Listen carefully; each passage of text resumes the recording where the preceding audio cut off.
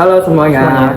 Di video kali ini kita akan mereview film Invictus yang dikeluarkan pada tahun 2009. Pada kesempatan kali ini ada saya Hakiki Dan saya Zaldi dan kami dari kelompok 19. Nah, di sini kami akan mengeksplorasi bagaimana film tersebut membantu kita memahami struktur kekuasaan yang mendasari ketidakadilan sosial, potensi emansipasi di Afrika Selatan pasca apartheid, seperti yang digambarkan pada film Invictus.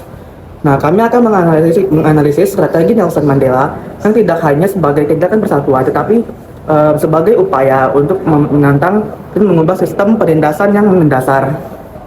Nah, selanjutnya adalah bagian gambaran umum film yang akan disampaikan oleh teman saya Zeldi.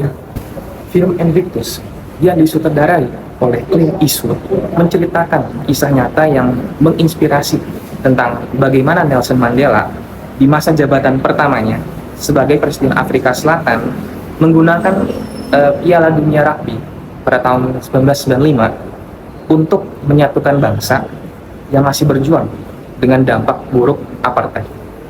Nah, jadi untuk menganalisis film Invictus ini, di sini kami menggunakan teori critical theory. Nah, jadi critical theory ini cukup populer dalam studi hubungan internasional. Jadi tidak seperti teori tradisional yang sering menerima tatanan dunia yang ada. Critical theory ini justru berusaha mengungkap dan menantang struktur kekuasaan yang menghasilkan ketidaksetaraan dan ketidakadilan dalam politik global. Jadi critical theory ini didasari oleh pertanyaan kepentingan siapa yang dilayani oleh sistem global saat ini dan bagaimana kita bisa mencapai dunia yang lebih adil dan setara. Oke, jadi ada 4 prinsip-prinsip utama critical theory. Yang pertama adalah dekonstruksi kekuasaan. Nah, jadi di sini itu ia mengungkapkan bahwa bagaimana kekuasaan itu tidak hanya bersifat material, tetapi juga ideologis. Nah, jadi tatanan dalam bahasa, norma, dan institusi. Apartheid sendiri itu adalah sistem yang dibangun di atas konstruksi ideologis hierarki rasial. Yang kedua adalah emansipasi. Tujuan utamanya adalah untuk mengidentifikasi dan mengatasi bentuk-bentuk dominasi dan penindasan yang mengarah pada emansipasi manusia. Nah, perjuangan Mandela ini pada dasarnya adalah tentang emansipasi dari apartheid. Nah, kemudian yang ketiga adalah kontekstual, historis, dan sosial. Nah, di mana critical theory ini menekankan bahwa pemahaman kita tentang dunia dibentuk oleh kekuatan historis dan sosial. Nah, dan bahwa kekuatan-kekuatan ini tuh tidak netral, tapi seringkali merupakan ekspresi dari kekuasaan itu sendiri.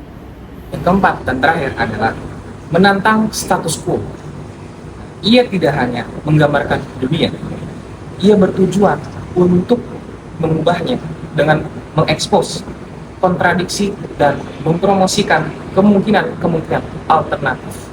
Nah, jadi pada kali ini tuh kita akan menerapkan critical theory di film Invictus ini.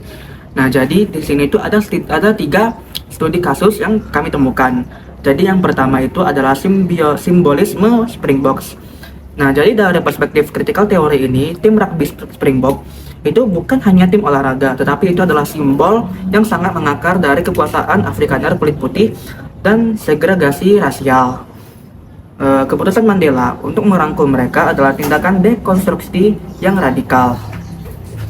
Nah, dia memahami bahwa untuk benar-benar membongkar apartheid, dia perlu menantang dan mengubah simbol-simbol yang mendukung tatanan lama.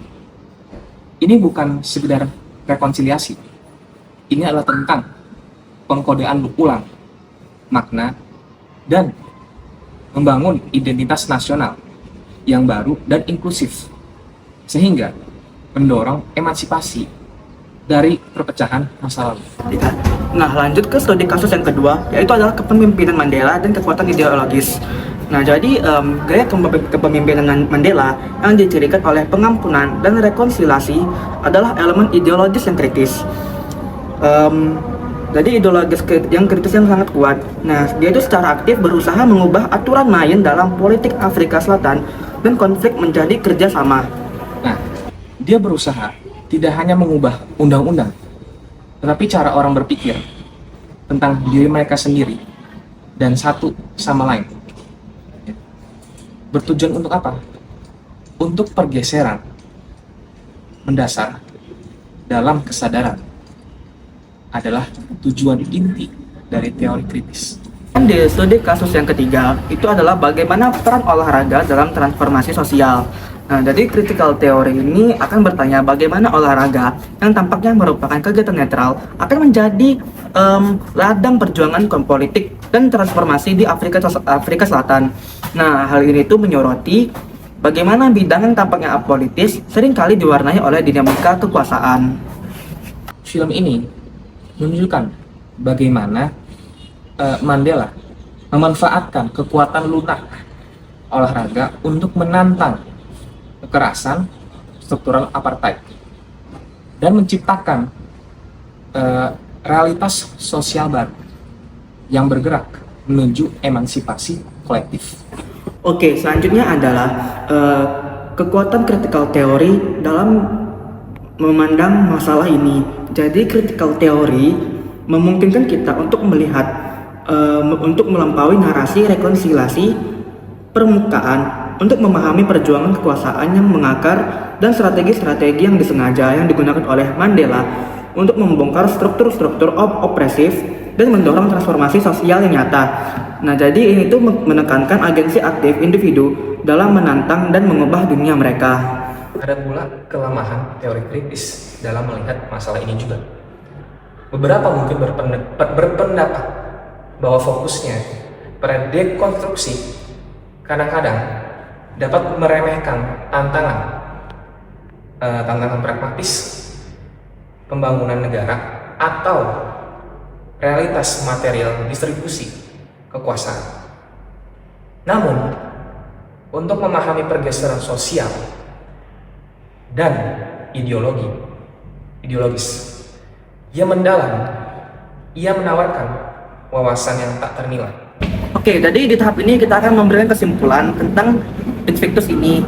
Nah, jadi kesimpulannya adalah Invictus dilihat melalui lensa critical theory lebih dari sekedar kisah Kim Rakti, melainkan ini adalah narasi yang kuat tentang bagaimana seorang pemimpin visioner secara strategis menggunakan kekuatan ideologis dan budaya populer untuk menentang dan mengubah sistem penindasan yang mengakar.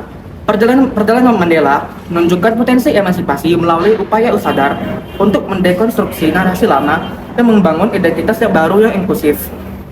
Film ini mengajarkan kita bahwa hubungan internasional tidak hanya tentang negara dan kekuasaan, tetapi juga tentang perjuangan yang berkelanjutan untuk keadilan dan pemeriksaan kritis tentang bagaimana kekuasaan membentuk dunia kita. Baik, cukup sekian review tentang film Invictus melalui perspektif critical theory yang disampaikan oleh kelompok kami. Nah, lebih kurang mohon maaf, dan cukup sekian dan terima kasih. Bye-bye.